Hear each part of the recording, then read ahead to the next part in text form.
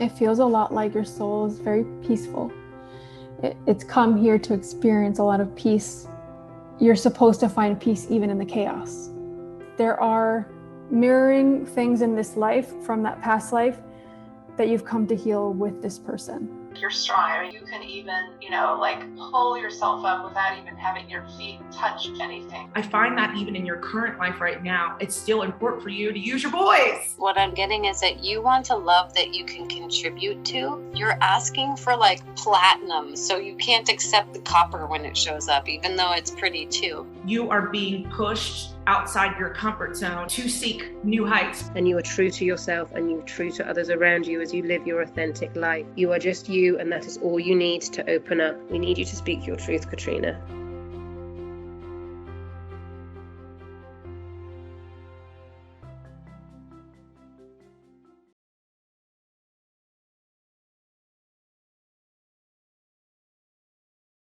All right, ladies and gentlemen, and we're back with another episode of the Past Life series. Sorry, it's my really bad British accent. It's supposed to be Cockney, but clearly I'm failing at life. All right, so today's episode is going to be about my Middle Eastern life. I haven't listened to this in a while, but basically, let's just get into it. So we'll listen and we'll just go from there.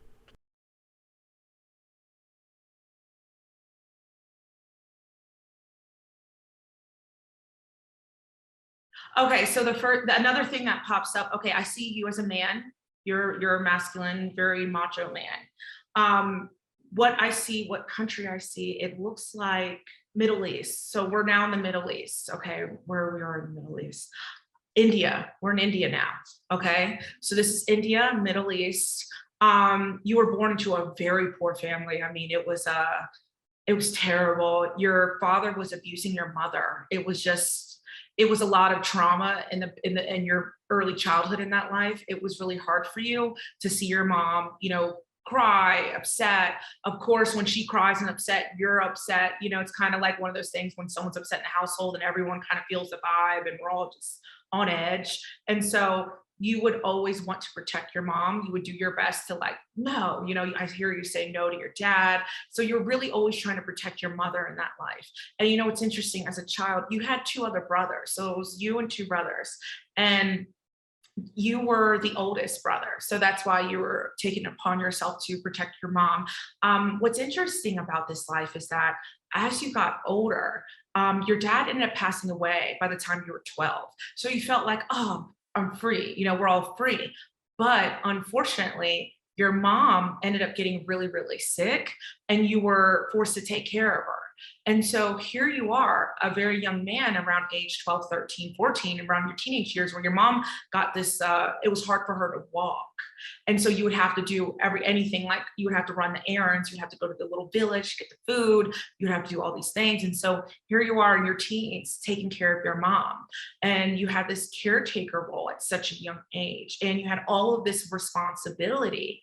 And so, of course, you didn't mind. You already spent the beginning of your childhood protecting her. You were just happy your dad wasn't around. So, but you didn't realize how big of a toll it would take on you. And so by the time that you got in your mid 20s, your mother really took a turn for the worse, and she ended up passing away in your mid 20s. And this is where it gets interesting.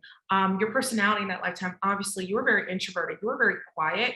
But like protective, like a macho man. It was interesting. You were like that silent, strong type. You know how they say that's exactly what you were, silent, strong type. And that was something that really kept you stable and disciplined and stopped you from going nuts because you spent most of your life underneath your mom. You were kind of naive now, like you're in your mid 20s. People are like, you got taken advantage of a lot because you didn't really have a lot of life experience. You lived most of your life like in the house, take care of mom, go to the store, come back, be by your mom's side 24 hours, like as much as you can until she passed away. And so now you have this, this kind of naive, you're trying to get a job, you're trying to get into business, and people are taking advantage of you left and right. So then you start to get this build up anger, and spirit shows me an image of you kind of I see an image of a sword. Okay, so this is what's interesting. You end up joining some kind of army. So because you felt like you ran out of options. So you joined this like army, and that really is where your life just really went to a different path. You were so impressionable because, again, it's not like your parents really taught you much because you were so busy helping your mom. So like I said, you had this naive thing, this naive energy. And so in this being a soldier at that time, you would just carry out any orders, but you ended up killing a lot of people, and you just couldn't emotionally reconcile with it. You just couldn't do it anymore. And so you actually, Spirit says you were on some kind of, like, you were trying to look after some kind of palace, and you ended up running away. You just escaped it all. And you know, what's interesting is you ended up walking so far into the desert that it's almost like, you were so dehydrated. I'm telling you now, if you have any kind of water shit going on in this life, or need for water, it really comes from this life, like the ability to hydrate yourself and not get to that dehydrated point. Because what happened was, while you're in the desert escaping, while good, you knew that your life was worth more. Even if you had to die for it, you were going to die being free. You said, you know what, I can't do this. I can't kill people just for no reason. You didn't really have much of a huge backbone. That was another thing with your personality. You just did what you were told because that's what you did all your life with your parents, and you took care of them that way. And so here you are now in your 30s, walking through a desert, trying to escape. You're almost on the brink of death, basically. And what I see is I see an image of a donkey. So, you know, what's interesting is someone ended up, there was a body that's already passed away and you're a donkey. So what are the odds that even though you saw a dead body laying there, but the donkey was still alive? So kind of like one of those like angelic things that just miraculously happen, you know? And so Spirit's saying, as soon as you got on the donkey, you got carried to the next little small town. And what's interesting is in this town, these people really thought that they really didn't like you, because I don't know if it was because you were new. I think it was because you were just new and they didn't understand or trust you. And so you always felt like you had to keep one eye open. You're like, oh my God, is someone going to come after me because they're scared I'm going to like rob their town? Because you had that big sword. So they didn't know if you're going to take over their town, their little small village. And so they were really worried, and you were worried. And so you just had this paranoia. You carried this paranoia, like everyone's out to get me, no one likes me. And it was such an uncomfortable feeling to live in, that feeling like no one likes you for no reason. Why are people not like me? And I don't have a reason why. And that was really, really troubling for you, because you're like, I've done nothing, but you try to show these people that you were nice. You threw your sword away. You said, take my sword. You did everything to kind of make sure that there wasn't any threats, but still, for no reason, you still were unliked. And that was baffling to you. And what's interesting is only one woman in that town took to you, you know, and was a friend to you throughout all the stuff. And there was nothing romantic. It was just pure friendship at that point. Unfortunately, your life, this is where it gets interesting. Unfortunately, you were poisoned by someone in that town. And so I want to talk about the life purpose of that life, because Spirit, there's a lot to this life. And what's interesting is, number one, they said that they said blind loyalty. They said you were so blindly, as much as you were loyal to your family, which is a great thing, you never had the other balance of standing on your own 2 feet, of thinking for yourself. And that was one of your downfalls, was that you didn't have a backbone. You didn't really think for yourself. You were so enamored with like, I gotta help my mom, gotta help everyone, gotta serve this country, gotta do everything for everyone else, that when you didn't have anyone to serve, you didn't know what to do with yourself. You literally walked to a random desert and then got shitted on by a town. And so it's interesting how you have this servitude attitude, and you're like, who am I without servitude? That is one of your biggest, I would say, soul questions. Even right now, who am I without servitude? What does it look like for me if I'm not serving someone in some kind of form? What am I if I don't necessarily help someone all the time? Who am I? What am I about? And so that was one of the biggest things. They're also saying that in that lifetime, because you're so naive and taken advantage of, at the same time, it's great to be trusting. It's kind of like the discernment, the balance of knowing when to trust and knowing when to, but you were also the feeling of, and I want to address this as well. They said that what I'm hearing from your spirit guides is that when you were in the town and you didn't understand, like you had a very innocent energy to you. That's what's also sweet about you. You had a very innocent, like, I don't understand what I'm doing wrong. If I literally said nothing wrong to you people, I didn't do anything. Why do you guys hate me? And so basically what Spirit's saying, the message is that people always fear you, even though you were innocent, you did have a powerful aura. And when you have a powerful aura, you don't have to talk, you don't have to do anything, you don't have to say anything.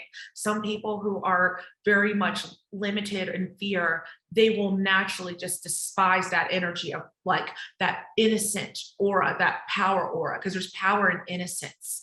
And there is, and you had a lot of innocence in you. And so they just said, well, you're too innocent. You must be up to something. Does that make sense? It's like they were just so jaded. Mm-hmm. And so Spirit says, sometimes this is where it comes down to acceptance, kind of like going back with your other switcher in life, that sometimes, people will just be who they are, no matter what. But it's about not over personalizing it and accepting like, wow, when I say switch in life, I meant this part, not blaming yourself for when connections are lost or you can't, or when someone doesn't like you. It's to over personalize it, especially I think it can be mind boggling when there's no reason. That's what's really mind boggling. And what they're saying is when you find yourself in that situation, like you did in the Indian life, you have to just purely accept it and say, you know what? I know that I'm a great person. I did nothing wrong despite them disliking me. And I'm not going to personalize their dislike for me and personalize it as if, I'm out here with some, weird energy or something. But basically what they're saying is that getting over the fear of being not liked. That was most of that. A lot of that lifetime purpose was about getting over the fear of not being liked. And number two, it was about having a backbone, having some kind of meaning for your life outside of serving others 24/7 and having that balance, knowing that, yes, we all came here as souls to help one another. That is definitely true. But we're also here to help ourselves as souls. So it's like an equal balance. And when it's imbalance and you're over giving all the time, that's when your anxiety goes up. Anxiety, depression, those levels will start to go up when we're overdoing it. We're over giving of our energy. We're over giving. And sometimes there could be like we're compensating for something where it's like, well, I want to be receiving this, so I'm going to overgive because I want to receive this back. I give what I want. I give what I actually want to receive back. And that's how a lot of us are in this world anyway. When we give love, it usually comes back when we, whatever, all that good stuff. But what Spirit's saying is sometimes it doesn't come back, but that doesn't mean there's something wrong with you. It just means that for that person's journey, they're at a different level than you. They don't have the capacity, and everything comes down to acceptance. And so they just wanted to just share that message with you as well. Yeah, it was pretty intense in a good way. It's almost like almost describing my current life, like almost to a T. And that whole energy of not being liked and like, what the fuck? I'm cool as fuck. Why don't anybody like me? And then the thing with the power, I've had people who are more spiritually awake say, you are powerful as fuck. Like you don't even understand what you have going on, they could see that where I couldn't, so that's, wow. Okay. Yeah, your power, it's such a, and it's how I see it. It's like, you're so powerful that it kind of like with that life in India, where it's so powerful that it can come off as like a naive innocence, but it's really not. There is a certain power in being vulnerable and innocent. And there's a big power in that. And I think that, oh, okay, I'll tell you the message. Spirit says you compare yourself too much. So it's hard for you. They said you're trying to compare, like, okay, what's power look like? What is this? What is this? They said power just being who you are. It's nothing more than that, nothing less. And so they're just saying, they're saying be careful with how you compare. They said the only thing you got to compare to is your past self. Literally, like not literally past lives, but I mean, yeah, past lives, but yourself, who you were a couple years ago, because they're telling me who you were a couple years ago is completely different than who you are now. Yes, absolutely. And that's what's really beautiful, is they said, if you're able to just keep it in perspective that who you were like 4 years ago, which was 2018. Mm-hmm. So 2018, 2017 version of you looks nothing like 2021, 2022 version of you. And so they're saying that that's the only person you have to compare yourself to, because they said you have grown so much since these last couple of years, and you have, and I know we're doing a past life. I just have to say this one message real quick. They do want you to, they said, grow. You're growing in confidence. That's this next chapter of your life. Like what you're in right now and going for this 2022, they're saying growing in confidence and just, really allowing yourself to be seen. They said that's what it's about, allowing yourself to be seen. That is huge for you. They said that's going to unlock so much of your potential when you're like, you know what? It's never as hard as I've been making it in my mind, because you live so much in your mind. And so they're saying that to get the balance to get out of your head, you got to do what? Take action. And so they're saying, you get overwhelmed at the idea of like, well, I don't know which action or how should I do this action? And they're like, okay, you're using the mind too much. So basically what their advice is for any kind of action you want to do in business this year or whatever is that small calculated steps, meaning like, okay, today I'm going to actually start speaking and doing this. And then that's it. You don't even have to have a plan B, and just use your intuition, because they're saying that if you allow yourself to be ruled too much by your mind, they said it's going to create so much anxiety. You already have anxiety. And they're saying it's gonna, you don't want to let that hinder you. Wow. So much with this one. So first of all, I want to start by saying, fuck the desert. Fuck the desert. So in this life, in this incarnation, this present Katrina Moore hates the desert. I cannot stand being hot. Anything over 68 degrees and I'm pissed. Like, I remember walking around the lake here one day. I'm wearing yoga shorts and just a tank top. And I'm noticing that everybody I'm walking around has like fucking big puffer jacket, New York level, like, and I'm like, the fuck's everyone so dressed up for? Like, and I checked the temperature, it was 68 degrees. And I was like, this is perfect summer weather. Like, I cannot stand being hot.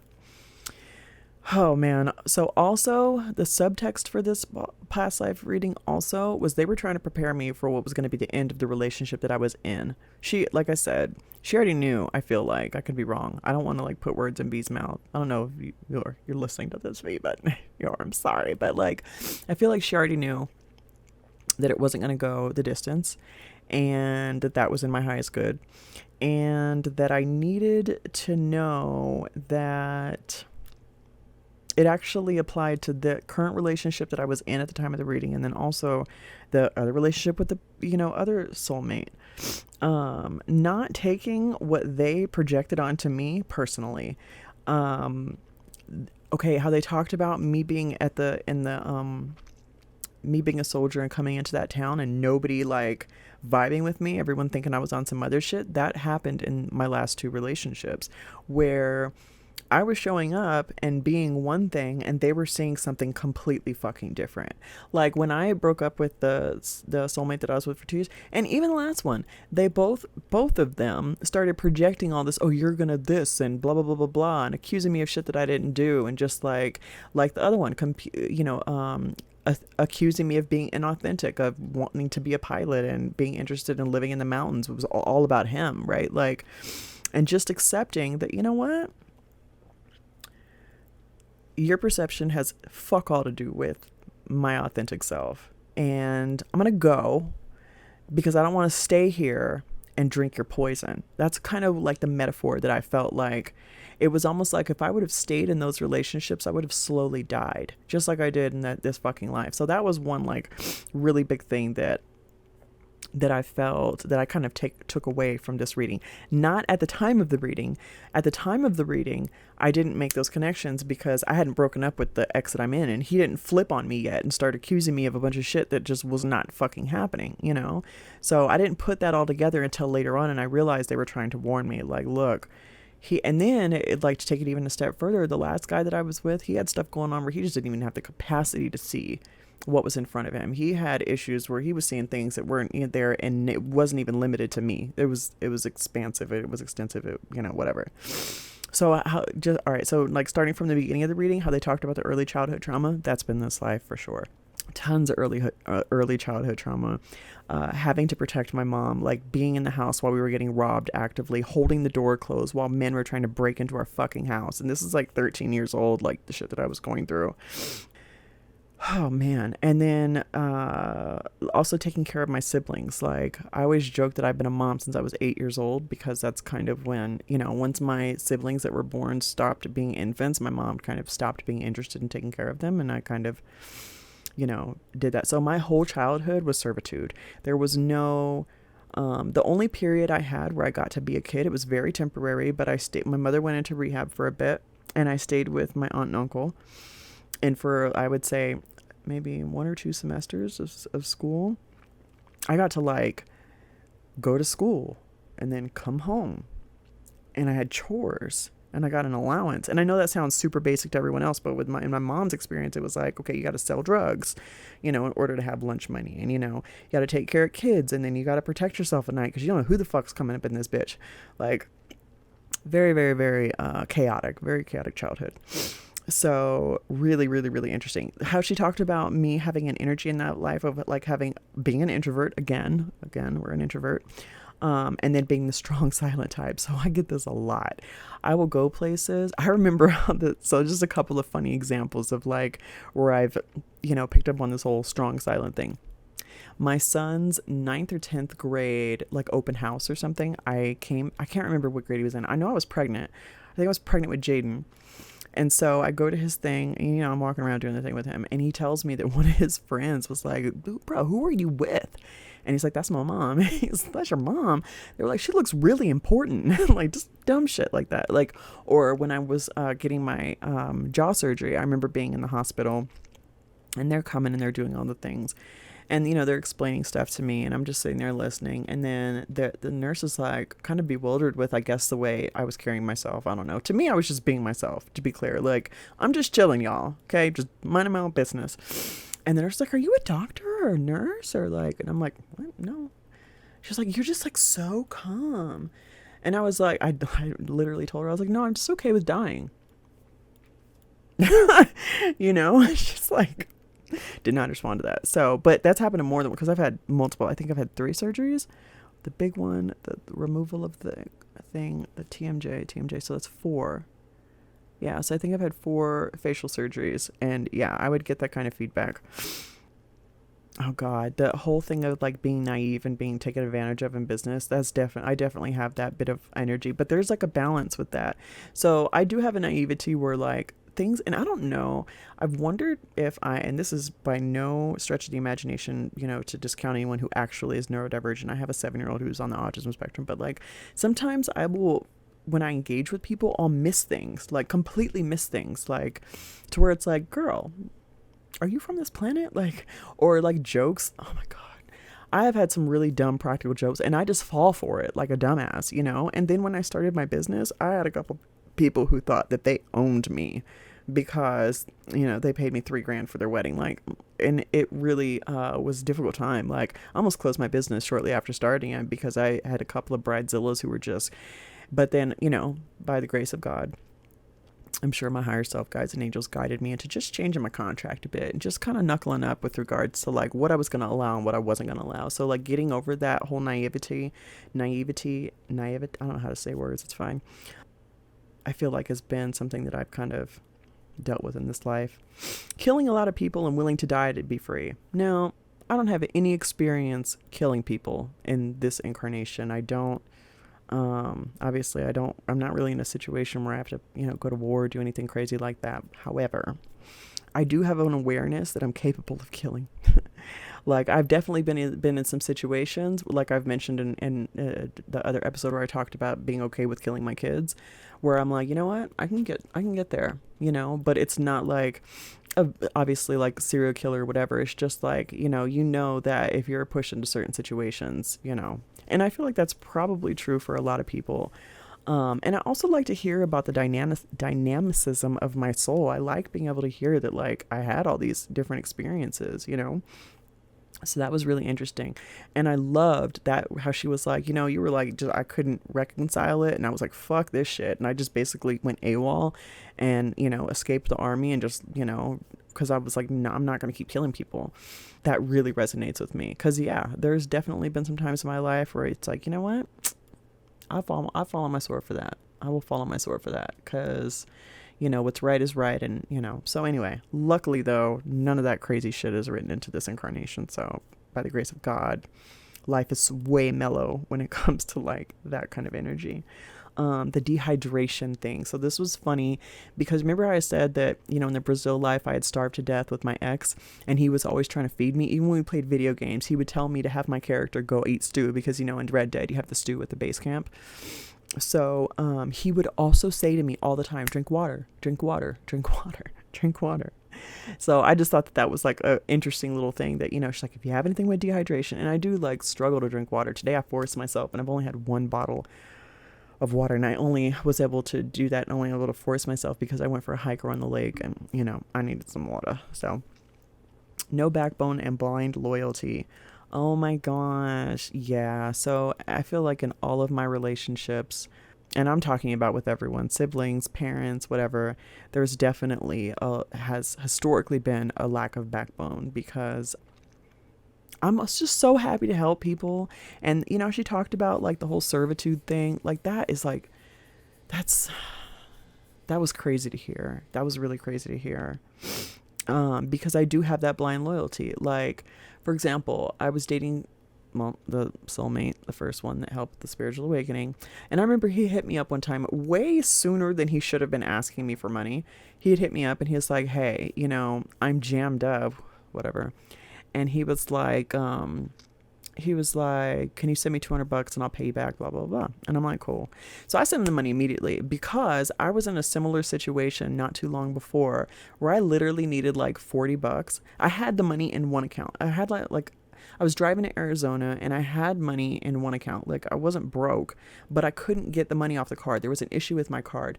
And so I asked somebody that I was, dating to Zelle me like $40. I'm like, I'll pay you back immediately. This is not a big fucking deal. $40 fucking and I'll pay you back. Like, and this motherfucker gave me the third degree. He asked me like, well, what do you need it for? Bitch, I'm driving to fucking our house in Arizona. What the fuck do you mean? I was so mad. So after I was done with that relationship, and I'm with my, so he hits me up and I'm just like, yes, like, absolutely. And it was funny because they told me, like, I had a download from my guides and angels that there was I was probably one of 4 or 5 women that got that text message. And he probably, ended up with a rack at the end of, him messaging people. He was jammed up, but I didn't give a fuck because it was not about that. I don't care what else you got going on. If you say you need me and I got it, you got it. Right. So I have this like kind of blind, instead of like using some discernment, like, well, I haven't really been talking to this guy very long. Should I really be sending him money? I didn't give a fuck. And also when people would ask me to borrow things, I would just give it to them. Like, because first of all, if I got it, you got it, right? And second of all, I don't do loans because with a loan, that can fuck up your whole relationship. Look, if I have it to loan you, I have it to give you. I'm not going to give you something if I don't have it to, I'm not going to loan you something I don't have to give. So let me just give that to you, and then if you can get me back, cool, or whatever. Now, I didn't do this with this particular guy and he did pay me back. So it's not like it was kind of like a shady deal or whatever, but it's just like the principle of like me just being willing to just be there for people in any way that they need without batting a fucking eyelash because, people have shown up for me in that way and it fucking sucks, right? Like, again, me giving 150 and getting back 5%, like me giving 150% and getting back 5%, just like for what? So anyway, people not liking me, so I feel like throughout this life, people's first impression of me is like really like, if you meet me without me talking to you and engaging with you and you're just like, my energy is very much don't fuck with me, back the fuck up, don't speak to me, like, because I don't like being fucked with. I like being in my own energy. Other people's energies, I can feel them really acutely and generally they don't feel as good as mine. Straight the fuck up, right? So like in high school, I would meet people or I would be in class with people and then like, further on down the line, you end up connecting with them and they'd be like, man, oh my God, when I first met you, I thought you were so mean. Or I get stuck up. People will think that I'm stuck up or rich. People will be like, oh my God. Like I had this one person, he used to be my like play brother. We worked at Kaiser together and he was like, I remember when I first met you, I thought you like, had a rich family from Colorado and blah, blah, blah. And I'm just like, no, bro, like from the ghetto, you know what I'm saying? Like bitch had it rough, but like, people always have these like way inflated or just inaccurate assessments of who I am based on their, initial assessment of just my energy. So yeah, that still kind of baffles me. And then usually once people start engaging with me, then, you know, it's good juju. So also, I kind of wondered who the woman was in this lifetime who I was cool with in that town. I kind of thought it was a girlfriend of mine that's in my life now, but it might have been my ex, but I don't know. I don't think it matters. Otherwise, you know, they would have said that. I think that, you know, just it is what it is. Oh man, when she talked about the servitude and being of service for people outside of my life, or having meaning in my life outside of serving others, that is such a difficult. So when I got divorced, I moved up to the mountains. The program that they have up here where I live is not, so I have a 7-year-old with autism. I moved to the mountains. I was going to take my 2 youngest kids up here with me, but the program up here for, you know, autism is not as robust as a program down where his dad lives. So we agreed to have, you know, the kids stay with his dad. And so now I'm like a baby daddy, you know, just jokingly, because there's a lot of men that have come into my experience who are full-time fucking dads. I am not one of those people that just believes that full-time dads is like a rare thing, because in my experience it has not been that way. So this really, I feel like, was by the design of spirit, and it was because it allowed me for the first time in my whole life to really get to know my own energy. And this was so important. I did kind of compensate for not having kids to take care of by like buying a bunch of plants, and, you know, I have house plants now that I take care of, because I do have that need to kind of like be of service. But I've learned, and I'm learning how to balance that with like self-care and looking out for myself and taking care of my energy, and then also being able to be there for other people. It kind of like is like how I'm able to like just be so gung-ho for, you know, when Jay goes through things, my ex-husband, you know, he called me the other day and he was like, man, and he was upset about the situation. He'd come home and the kids did this, and he was like just going through it, and he was like, what the hell, you know. And I was like, and so I'm able to just like immediately be on his team, immediately empathize with what he's going through, immediately like just kind of have his back, right? Like, no, dude, like you're in the right. This is kind of bullshit. This is what the expectation should be. You're probably experiencing some burnout. Like, how can I help? Right? So like, yeah, so I'm kind of learning how to balance like taking care of my own needs and then also being there for the people that are in my life that, you know, also need me. When she talked about the whole comparison thing, that I compare myself to people, that kind of didn't resonate. I was like, dang, do I be doing that? I mean, I'm sure if spirit says that I do. But for the most part, I am pretty much only, like, I really live in a bubble. I don't really, you know what I think they meant? I think they might have been talking about, so there's this healer. There's other healers that I've, like, learned about. And there's this guy's name's Charlie something or the other, I think. I can't remember. But he's on this TV series, this healing TV series on Amazon. And he just puts his hand by people and it makes tingly stuff. And they're fixed. Almost like how I was doing in the Egyptian life. And so when we talk about power, if I'm defining power as doing magical shit, like being able to magically get people, then yeah, obviously I'm not doing too well, you know. But if we're just talking about, you know, being yourself and being your authentic self, you know, I don't really compare myself like that to other people. Allowing myself to be seen. Oh my God, guys, this is what we're doing here. This is why we're making this podcast. You see, this is what I'm saying about spirit bullying me into living a more public life and making myself accessible to more people. And I think that, you know, how they talked about like you get into your head too much and whatever. So before I started this podcast, I'd be like, okay, I'm going to meet with my girlfriend who works she's a producer and a journalist for the BBC. I'm going to like figure out the format for how I need to do and then I'm going to research audio video equipment, and I'm going to get the best audio sound. And then I have to take classes on how to, okay. And so now like nothing is getting done. So now like it's been a year and a half and I'm still like doing market research, not even market research, just developmental research on like how I'm going to put this podcast together, and am I going to type everything out, and am I going to read it? And then I got introduced to V's podcast, which is called Dimensions of the Soul. It is fucking amazing. You have to listen to it.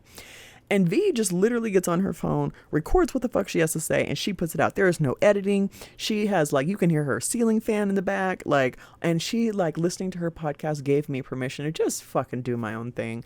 Make, you know, the podcast how you want. And so I have this nice little corner, you know, I'm a natural light photographer, so I try to do, you know, things with natural light. The sun is going down right now, so I do have a ring light wrapped around my Canon, whatever, that records me doing this or whatever. But the point is that I really, really, really do have issues with just like perfectionism and just like living in my head, and like I'll come up with the concept, and instead of like beginning and just doing the first thing, which is recording a goddamn episode, or maybe like making the YouTube page or whatever, right?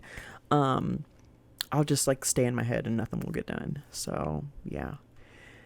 Anyway, what other notes? Overcompensating, accepting when it doesn't come back, and people being on a different level. That's been a huge, huge, huge lesson for me. It's really difficult because I'm such a communicator. I always feel like, no, but if we sit down and if we talk, and if I explain to you my thought process and you explain to me your part, we can get on the same page. But sometimes you're just never going to be on the same page with someone. And that is a hard truth that I had to learn about, you know, my most recent ex, right? The one in Colorado. Because when we broke up, I tried to keep it cool. I'm like, you know what? No, we could be cool. I can still come over here. I can still cuddle. We can still play, blah, blah, blah, blah, blah.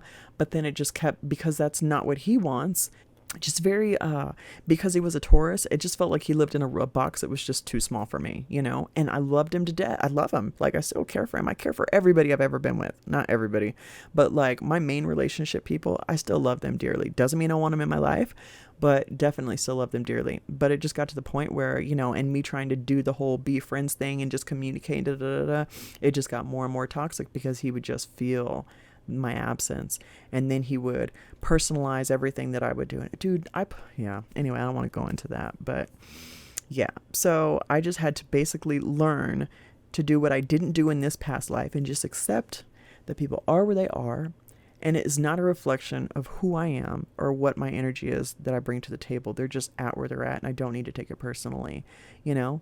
So yeah. All right, guys, we're gonna wrap this up because my battery is about to die on both my camera and my fucking laptop that's recording this. So thank you so much for listening. I'm not sure which episode's going to be next because I haven't done the audio cuts for the next 5 or 6 readings that are going to be coming up in this one. So I hope you guys have enjoyed this, and stay tuned for the next one. Thanks for watching, listening, or whatever you're doing.